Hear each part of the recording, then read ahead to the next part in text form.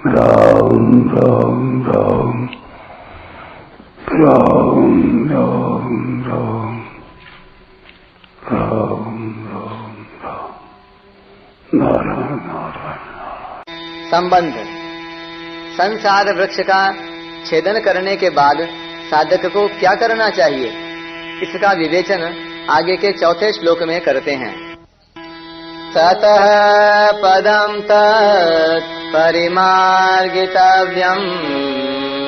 यस्मिन् गता न निवर्तन्ति भूयः तमेव चाद्यं पुरुषं प्रपद्ये यतः प्रवृत्तिः प्रसिता पुराणी। उसके बाद उस परम पद परमात्मा की खोज करनी चाहिए, जिसको प्राप्त होने पर मनुष्य फिर लौटकर संसार में नहीं आते और जिससे अनादिकाल से चली आने वाली यह सृष्टि विस्तार को प्राप्त हुई है, उस आदि पुरुष परमात्मा के ही मैं शरण हूँ। व्याख्या।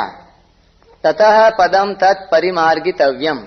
भगवान ने पूर्व श्लोक में छित्वा पद से संसार से संबंध विच्छेद करने की बात कही है। इससे यह सिद्ध होता है कि परमात्मा की खोज करने से पहले संसार से संबंध विच्छेद करना बहुत आवश्यक है।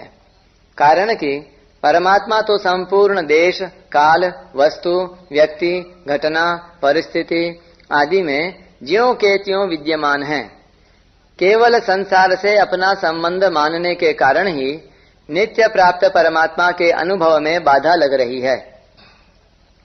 संसार से संबंध बना रहने से परमात्मा की खोज करने में ढिलाई आती है और जप, कीर्तन, स्वाध्याय आदि सब कुछ करने पर भी विशेष लाभ नहीं दिखता।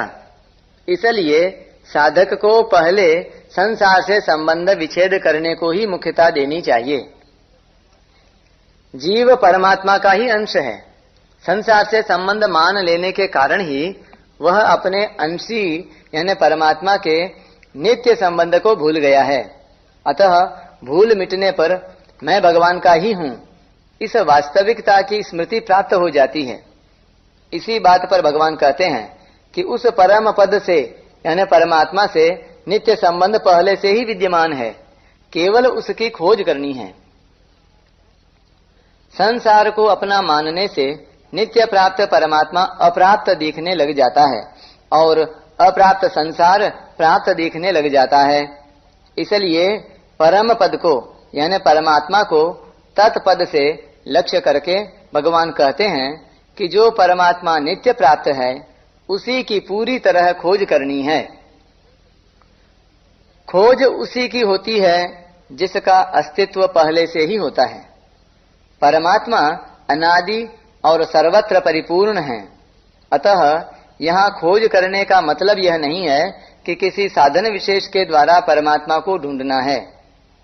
जो संसार, शरीर, परिवार, धन आदि कभी अपना था नहीं, है नहीं, होगा नहीं, उसका आश्रय न लेकर जो परमात्मा सदा से ही अपने हैं, अपने में हैं और अभी हैं, उनका आश्रय लेना ही उनकी खोज करना है।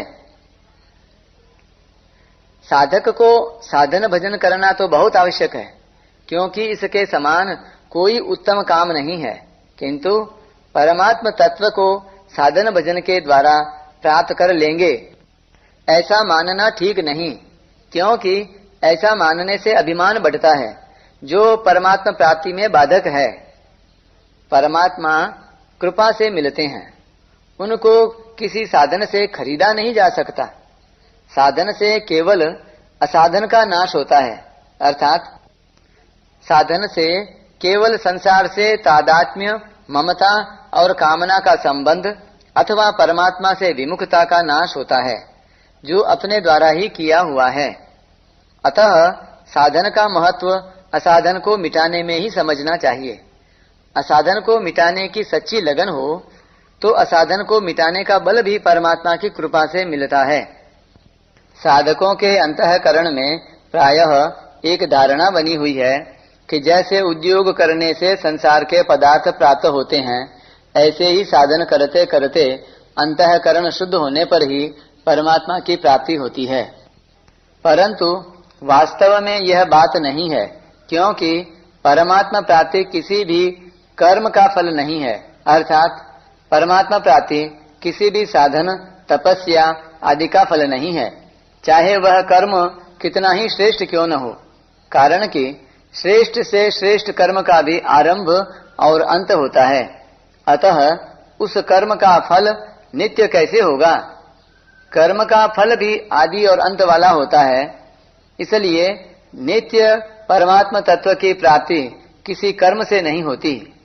वास्तव में त्याग, तपस्या आदि से जड़ता से यानी संसार और शरीर से संबंध विच्छेद ही होता है, जो भूल से माना हुआ है।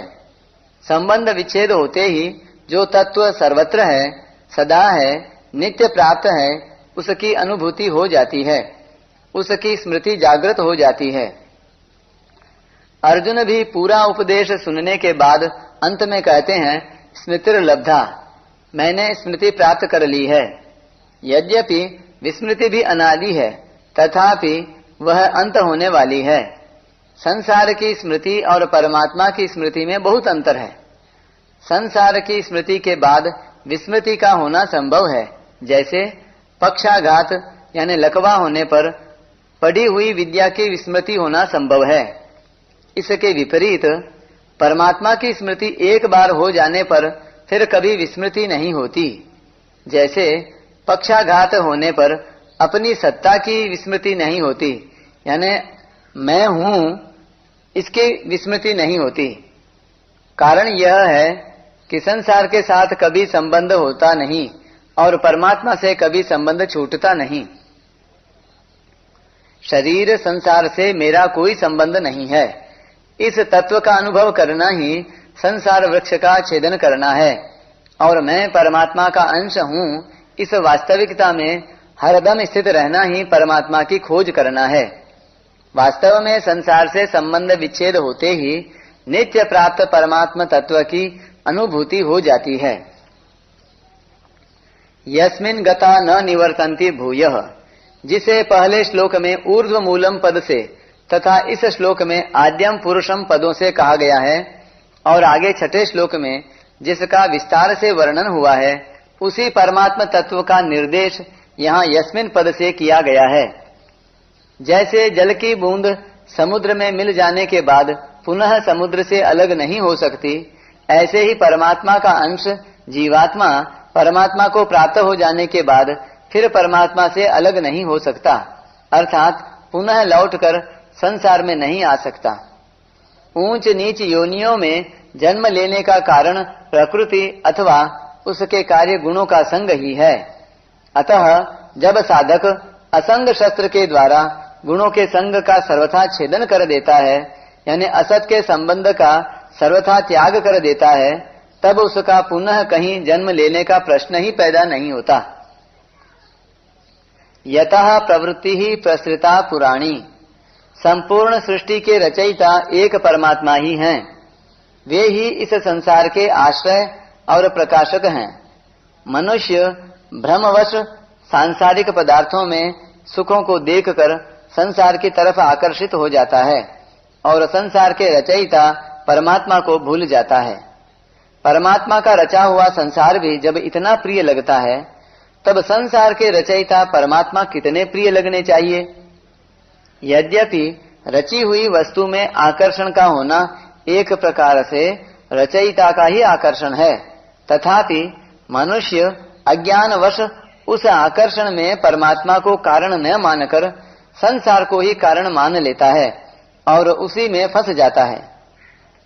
प्राणी मात्र का यह स्वभाव है कि वह उसी का आश्रय लेना चाहता है और उसी की प्राप्ति में जीवन लगा देना चाहता है, जिसको वह सबसे बढ़कर मानता है अथवा जिससे उसे कुछ प्राप्त होने की आशा रहती है। जैसे संसार में लोग रुपयों को प्राप्त करने में और उनका संग्रह करने में बड़ी तत्परता से लगते हैं, क्योंकि उनको रुपयों से संपूर्ण मनचाही वस्तुओं के मिलने की आशा रहती है। वे सोचते हैं शरीर के निर्वाह की वस्तुएं तो रुपयों से मिलती ही हैं, अनेक तरह के भोग, ऐश आराम के साधन भी रुपयों से प्राप्त होते हैं। इसलिए रुपये मिलने पर मैं सुखी हो जाऊंगा तथा लोग मुझे धनी मानकर मेरा बहुत मान आदर करेंगे। इस प्रकार रुपयों को सर्वोपरि मान लेने पर वे लोभ के कारण अन्याय पाप की भी परवाह नहीं करते, यहाँ तक कि वे शरीर के आराम की भी उपेक्षा करके रुपये कमाने तथा संग्रह करने में ही तत्पर रहते हैं। उनकी दृष्टि में रुपयों से बढ़कर कुछ नहीं रहता।